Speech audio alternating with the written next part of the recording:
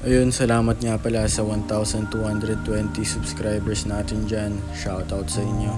At naabot na natin yung goal natin.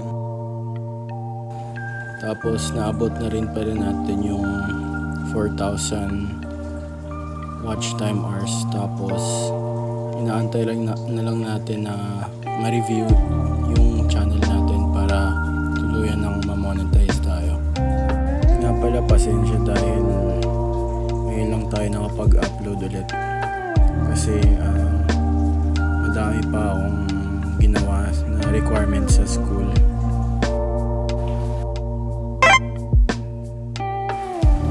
Alloy footrest para sa wave S natin, sobrang gaan niya. Bali ito na lang pala yung inaantay natin para makabit yung AUN pipe natin. Kasi papakita ko sa inyo mamaya kung ano yung footrest na meron tayo. Tapos ito footrest bracket na kasi nung binili natin yung motor, wala siyang, hindi standard yung footrest niya, naka single shifter. So ito, bumili na lang tayo ng bago, genuine na Honda. Ayun yung code niya. Temporary mga bolts muna yung ikakabit natin. Sa huli na tayo magpapalit ng CNC bolts.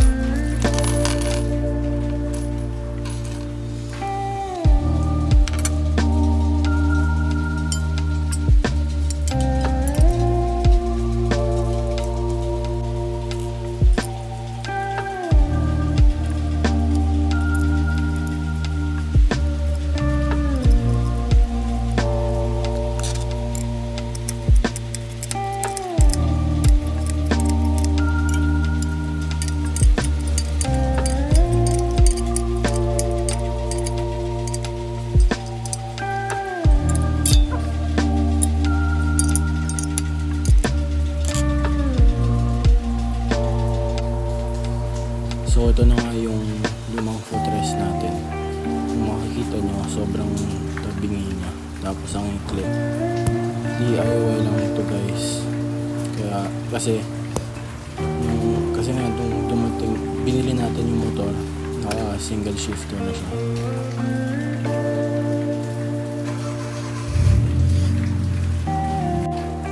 Tanggalin muna natin yung mga nut ng pipe.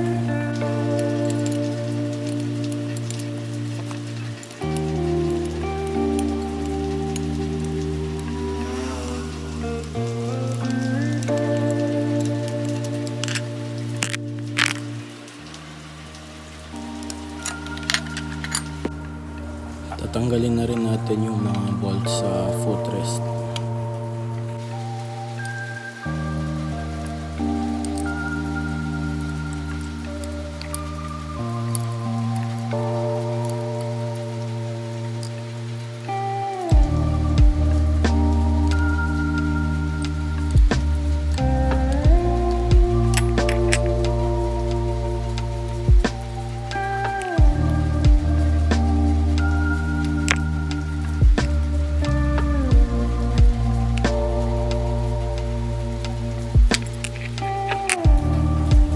Ito, natanggal na natin yung lumang footrest na DIY lang, malawang na. Pero i-reuse natin yung side stand niya. Pero kailangan pa natin siyang putulan para lalong umiksi dahil lowered yung motor natin.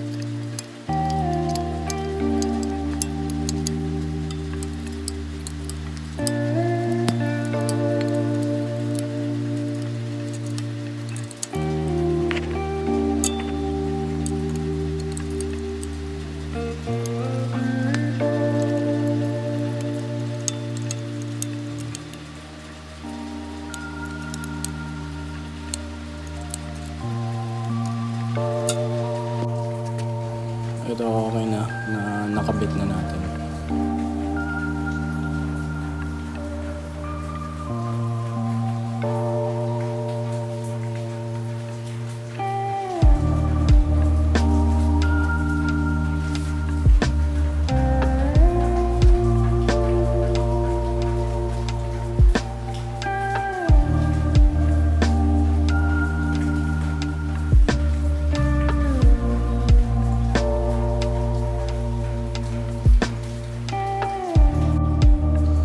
Pala yung side stand, tapos na natin pinaiksi. Ano na lang, nilinisan ko na lang, tapos pinturahan.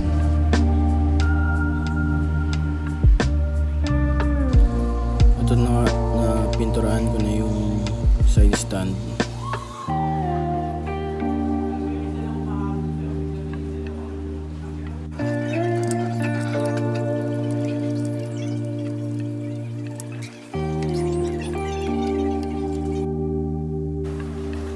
So dito naman tayo sa rear brakes natin. NUI racing project yung brake rod natin tsaka brake arm. Nag NUI pala tayo kasi kung hindi nyo alam, naka NUI gear pedal din tayo.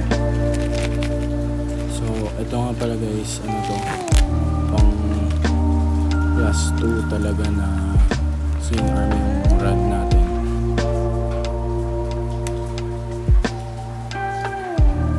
Tapos nagkamali tayo sa pag-order ng brake pedal.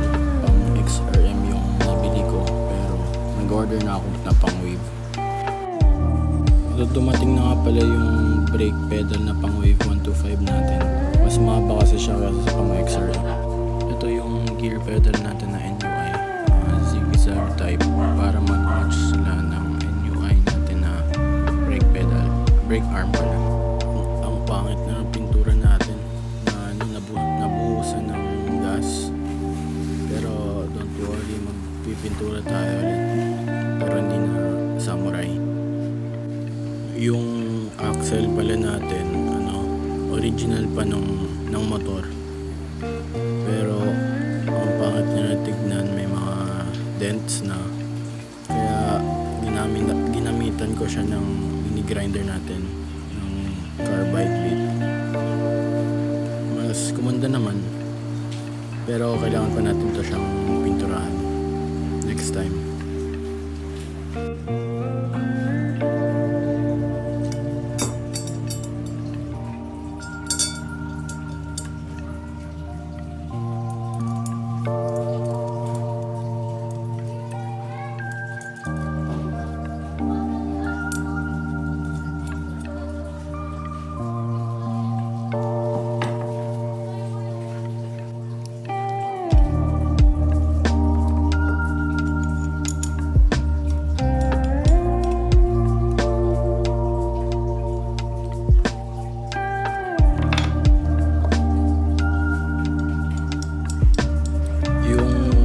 Rod end pala natin may bearing, kaya siya may play. Normal po yan. Kaya pala nawala ng pintura kasi dyan din dati pinalagay natin para maging straight yung center stand natin, eh kaso di na tayo gagamit. Tsaka di na rin kakasya yung brake pedal pag andyan.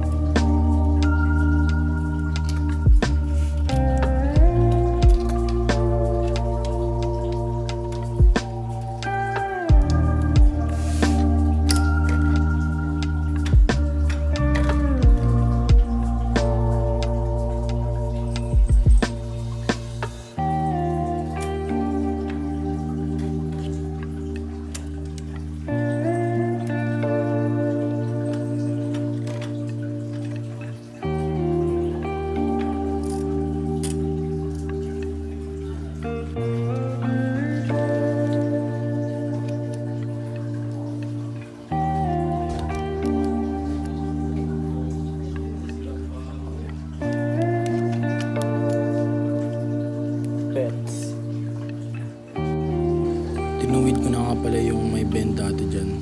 Kasi di umabot kahit pang plus 2 na. Sobrang haba ng swing arm. Dito ko nga pala nilagay yung spring para malinis tignan kesa sa baba ng swing arm.